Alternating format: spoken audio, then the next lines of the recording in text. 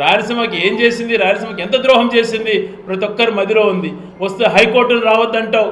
రాయలసీమ అన్ని రంగాల్లో అణగదొక్కినటువంటి నువ్వు ఈరోజు మళ్ళీ రాయలసీమ గురించి మాట్లాడుతుంటే అందరూ అవహేళన చేసుకుని నవ్వుతున్నారు నేను చూసి. ఈ వ్యక్తి మాట్లాడేటువంటిది గత ఎన్నికలలో ఏదైతే రాయలసీమ ప్రజలు తీర్పిచ్చారో అదే రీతిలో మళ్ళీ తీర్పు ఇవ్వబోతున్నారు. చూస్తూ ఉండు అని చెప్పి నీకు తెలియజేస్తూ, మరొక్కసారి నీకు ఏదైనా చిత్తశుద్ధి ఉంటే మా ఛాలెంజ్కి ఒప్పుకొని ధైర్యంగా ముందుకు వచ్చే ధైర్యం నీకుంటే ఎప్పుడైనా రెడీగా ఉంటామని తెలియజేస్తున్నాను. సృష్టిస్తున్నావు. శర్మిలా గారు ఏ రోజో చెప్పారు, మా చిన్న చిన్న విషయాలు ఏ ఇంట్లో ఉండవన్నా అని చెప్పి ఆ రోజు ఒకసారి మాట్లాడేది కూడా మనం విన్నాం. చిన్న చిన్న సమస్యలను అది ఏదో వ్యక్తిగతంగా చూపించుకోవడం నీకు ఎంతవరకు సమంజసం? మరి నీ కుటుంబంలో నీ తమ్ముడు ఎక్కడున్నాడో చూపించవయ్యా అంటే ఇంతవరకు మాట్లాడలేదు నారా రామ్మూర్తి నాయుడు గారి గురించి. తనను ఎంత అన్యాయంగా బలి చేసుకున్నావో అని చెప్పి పలువురు మాట్లాడుతున్నారు. తనను ప్రపంచానికే కనపడకుండా చేశావు.